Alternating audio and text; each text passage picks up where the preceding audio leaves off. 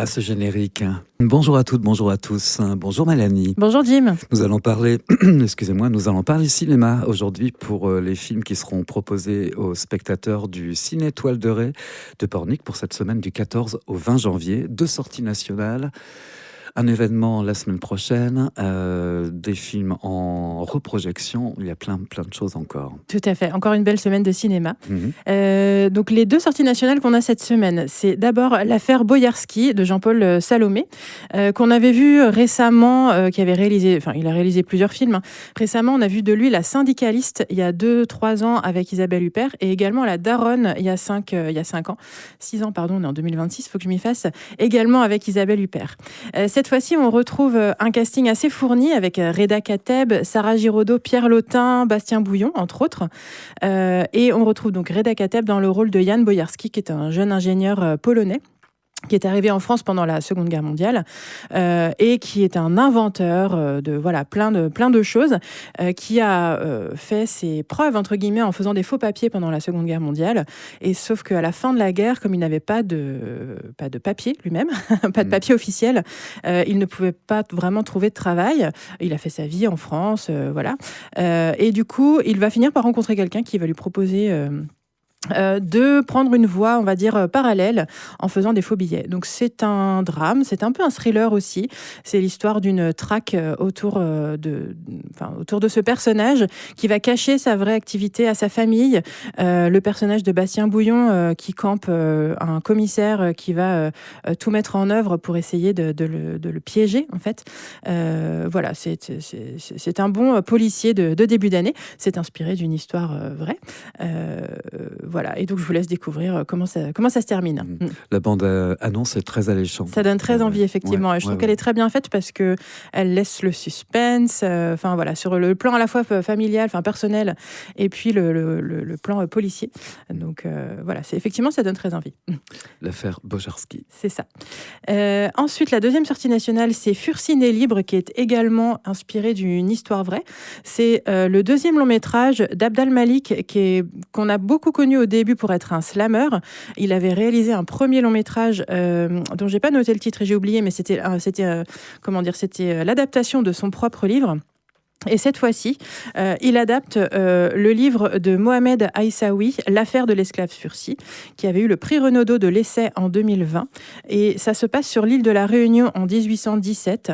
Et on va suivre le personnage de Fursi, qui est un esclave, qui, à la mort de sa mère, va se rendre compte que sa mère avait été libérée de l'esclavagisme. Elle avait eu des papiers, en fait, pour ne plus être esclave, et va se battre pour pouvoir reconnaître son droit à être libre, puisque a priori, il était né libre. C'est ce fameux affranchissement des esclaves. Ouais. Tout à fait. Dans cette période, effectivement, entre l'abolition de l'esclavage et le fait que l'esclavage a été rétabli avant la fin en 1848. Et donc, on retrouve le personnage principal de Fursi, qui est joué par Makita Samba, qu'on a vu récemment dans Kika d'Alex Poukine, et dans les autres personnages principaux, Romain Duris, qui va jouer l'avocat de Fursi, et puis également Anna Girardot qui va jouer le côté plus personnel de l'histoire avec lui. Donc Fursi né libre en sortie nationale cette semaine dans nos salles. Très bien. En termes de nouveautés, donc ce ne sont plus les vacances scolaires, donc on va avoir que des nouveautés pour adultes. Je vais vous parler tout d'abord du temps des moissons de Wu Meng, qui est un réalisateur chinois. C'est son premier long métrage qui sort en France, mais en fait c'est son deuxième film. Le premier n'était pas sorti en France. Et cette fois-ci, il nous emmène dans la Chine rurale en 1991. On va suivre le personnage de Chuang, qui a 10 ans et qui est laissé par ses parents à la campagne dans sa famille, parce que ses parents sont partis chercher du travail en ville. C'est un film assez...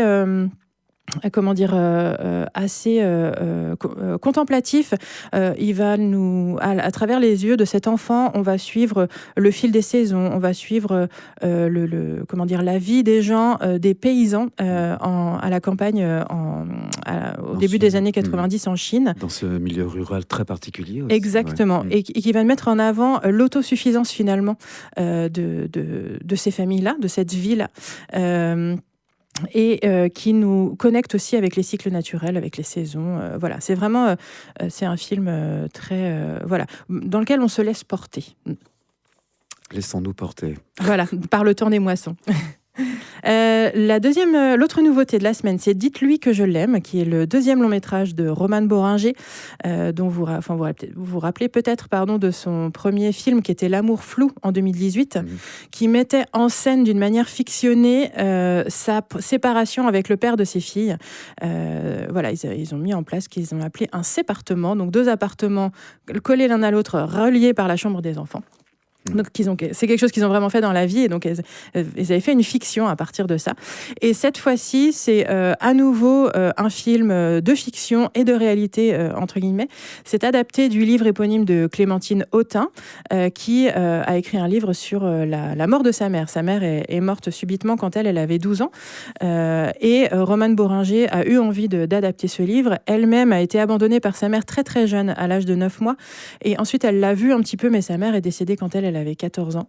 Et donc, on va suivre à la fois Romane Bohringer qui se met en scène face à Clémentine Autain qui joue son propre rôle pour adapter ce livre qui va faire écho avec sa propre vie. Voilà, c'est un film très touchant de reconnexion avec les liens maternels. Ça mêle la fiction et la réalité. C'est ce qu'on pourrait appeler un documentaire. Voilà. qui ressemble à un documentaire, mais qui est c'est vraiment de la fiction. Elle ne s'est pas filmée en temps réel en train d'avoir ses propres réactions. Elle remet tout ça en scène. Donc ça part à la quête du souvenir, et c'est vraiment le portrait de 2 femmes et de leur mère, les mères qui sont absentes, et de la réconciliation un petit peu avec ces histoires maternelles. Un très beau film. Très sensible. Très sensible, tout à fait. Dites-lui que je l'aime, de Romane Bohringer. Voilà. Un autre film très sensible aussi, Elle n'entend pas la moto, de Dominique Fischbach, dont c'est le premier long métrage qui sort au cinéma, mais c'est une réalisatrice de télévision. Et cette réalisatrice avait rencontré une toute jeune femme, une adolescente, au début des années 2000, qui s'appelle Manon, et qui est une femme qui est sourde. Et elle a déjà réalisé 3 ou 4 films pour la télévision autour d'elle. Et cette fois-ci, c'est un film... Elle réalise ce film pour le cinéma. Donc, elle suit toujours ce personnage de Manon, comment la parole, finalement, va émerger dans ce monde de silence à travers la vie de Manon avec son fils, avec ses parents. Manon a aujourd'hui environ 35 ans. Et donc, c'est un film qui est fait d'images d'archives, puisque la réalisatrice la suit depuis le début des années 2000, et d'images contemporaines. Un très beau portrait qui met en avant la vie d'une personne qui a une vie différente en fait de ce qu'on pourrait imaginer. Un film très sensible aussi. Documentaire. Hein. Documentaire cette fois-ci, tout à fait. Elle n'entend pas la moto. Elle n'entend pas la moto. Ça, c'était pour les nouveautés. En continuation, cette semaine, on a toujours le phénomène Avatar, de feu et de cendre, toujours en VF et en 3D, en VF et en 2D, et en VO et en 2D. La femme de ménage qui fonctionne très très bien, ça fait partie des surprises de cette fin d'année, en VF et en VO. Chasse gardée 2 qui est toujours là, qui trouve vraiment son public. L'âme idéale qu'on a pris la semaine dernière, et puis La Condition aussi, pour qui c'est la deuxième semaine chez nous. Et pour les enfants, Zootopie 2 et Le Chant des Forêts. Le Chant des Forêts, je précise que c'est à partir de 8 ans, donc pour les enfants, mais c'est aussi beaucoup pour les adultes. Voilà, ça intéresse vraiment toutes les générations. Et je voulais terminer en vous parlant du festival Télérama qui a lieu comme tous les ans fin janvier. Donc ce sera à partir de la semaine prochaine, du 21 au 27 janvier. Pour rappel, le festival Télérama, c'est une sélection de films qui sont de films de l'année passée qui sont reproposés pendant une semaine dans tous les cinémas participants en France. Et il y a aussi des avant-premières. Le principe, c'est que si vous découpez dans le journal Télérama le pass, voilà, c'est 4 € la séance. Après, c'est aussi que vous pouvez aussi vous inscrire sur Internet si vous n'achetez pas le journal. Et après, nous, si vous n'avez pas le pass, pour tous les films, on fait le tarif réduit. Et donc, on aura 2 avant-premières.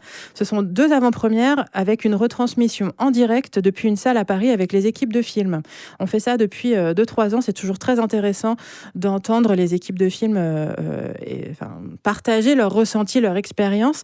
Il y a toujours une interaction possible aussi. C'est-à-dire qu'il y a un numéro de téléphone qui est mis en place. Vous pouvez envoyer vos questions. Il y a quelques questions qui sont sélectionnées. Envoyez vos questions par SMS, pardon. Il y en a quelques-unes qui sont sélectionnées par l'animateur ou l'animatrice, qui est toujours un journaliste ou une journaliste de Télérama. Et donc, nos 2 avant-premières, ce sera Bézanville de Martin Jovet, dont c'est le 2e long métrage. Ce sera le mercredi 21 janvier à 20h30. C'est une comédie avec c'est Jova lui-même, Emmanuel Berco et William Lebguil, entre autres.